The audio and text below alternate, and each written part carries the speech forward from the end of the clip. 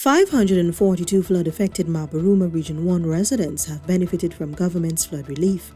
Minister of Housing and Water Honorable Colin Crowell Saturday last led a two-day outreach to several villages including Kinchi Creek, Aruka Mouth, Smith Creek, Morawana, Imbotero, Wanakai, Sacred Heart, St. Dominic and Arukamai.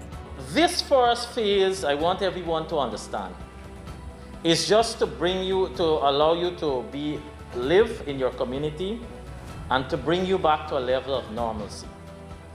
We will have a next phase that will see us working with you to help you to return back to your livelihood. That is in terms of your farmland and in terms of assistance for you to be able to earn in the way how you normally do. The Civil Defense Commission on Tuesday received $15.6 million in cash and items as the private sector continues to support flood relief efforts. JHI Inc. handed over a $10 million check, while Massey Stores and Farfan Mendes Limited donated food items and cleaning supplies. CDC's Deputy Director General Major Loring Bennons expressed gratitude to the private sector for its continued support. The private sector in any disaster, the CDC would reach out to first. As we look at the distribution on both the contribution from the side of the government and the side of the private sector, with regards to the donation, it mirrors closely as to what is being done. The CDC on Tuesday sent 125 food hampers to flood-affected residents in Camarang, Region 7. Also on Tuesday, Attorney General and Minister of Legal Affairs, Honorable Mohabir Anil Nandlal, distributed 360 food and sanitation hampers to residents of St. Cuthbert's Mission.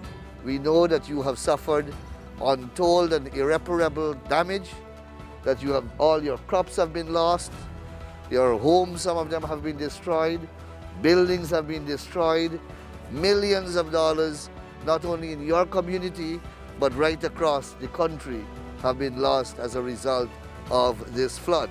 So as a government, all we can do in these moments is to empathize with you, to assure you that we are here and we will continue to be here whenever there are disasters of whatever kind.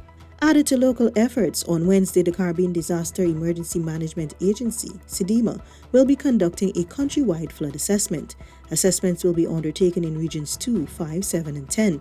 CDEMA will prepare a damage and loss estimate report, which will inform relief and recovery initiatives, compiling information according to sectors, which will include health, agriculture, mining, infrastructure and housing, water and sanitation, and the social sector.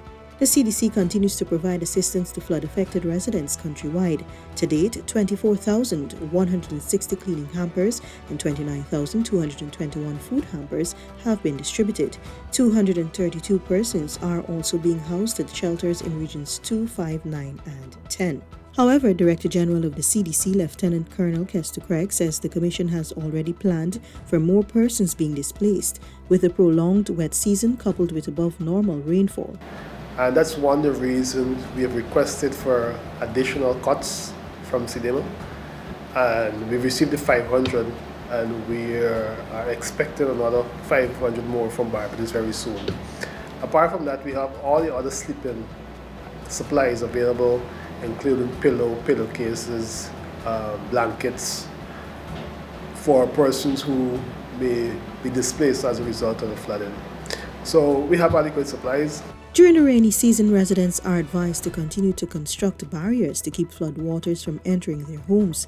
Turn off and disconnect appliances. If advised to evacuate, do so immediately. Listen to the radio or television for weather information and alerts. Stay out of moving or still water.